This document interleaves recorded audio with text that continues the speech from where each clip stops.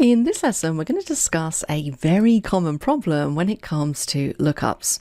And that is, what happens when we have duplicate lookup values? Now, if you're a little bit confused about what I mean, let's take a look at my data set. You can see here I have a list of employee names, I have the department that they work in, and also the country that they work in. But we have a bit of a problem because we have 3 members of staff called Olivia Moore.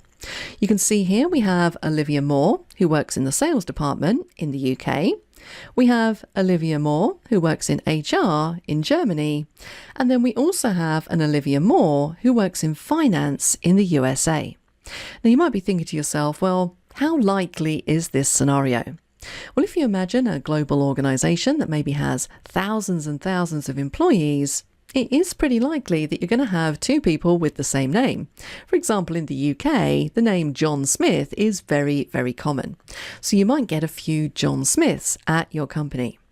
And if we have those in a big long employee list, being able to look up the correct record is going to be super important. And that's the situation we have here. So you can see we've got employee name at the top here, Olivia Moore, and I'm looking for the Olivia Moore who works in the HR department. I want to return her country. Now, let's see if I can do this using VLOOKUP first of all. I'm going to type it in, VLOOKUP. What's my lookup value? Well, my lookup value is going to be Olivia Moore, comma, table array. Where am I looking her up? Well, I'm looking her up in this table below. Now, I've already converted this data set into a table, so I'm just going to select the entire table. You can see it's called employees, and then I can choose the column index number that I want to return. Now I'm looking to return the country that she's located in, which is column number 3 in the table. And I want to do an exact match. So we want a false or a 0 on the end. This is a very standard VLOOKUP. Let's hit enter and see what we get. So it's telling me that Olivia Moore, who works in HR, is located in the UK. Now let's check that.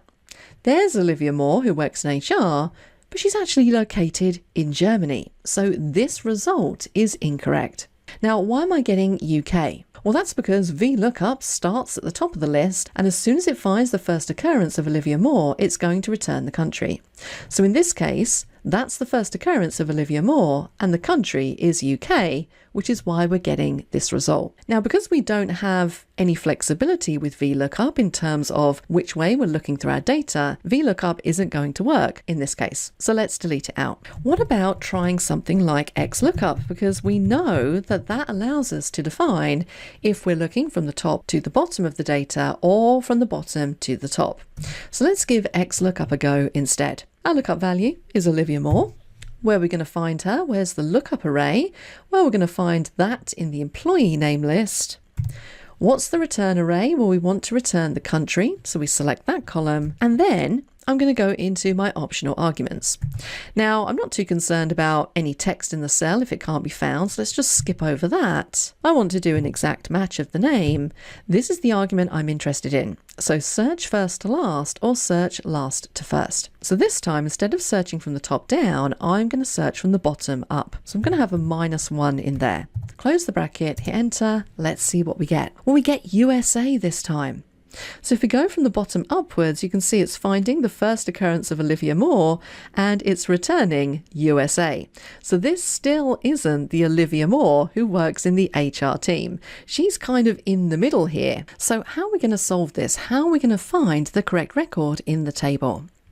Well, what I'm going to do is we're going to use XLOOKUP again, but we're going to be a little bit clever about it, because effectively what we need to do here is we need to create a unique way of identifying every single row in this table. Now, our lookup value is going to be Olivia Moore, but we're going to join it with the department. So this effectively will be a piece of text that says Olivia Moore HR, all one word, comma. What's our lookup array? Well, our lookup array is going to be the employee name column joined with the department column, comma. What's our return array? Our return array is going to be the country. Let's close the XLOOKUP, hit enter, and check it out. This time we get the correct result, because effectively we've created a unique way of identifying this record in the table by combining Olivia Moore with the department. So that's a really nice way of doing this. Now, a question I always get asked when I demonstrate this is, well, what if the departments are the same as well?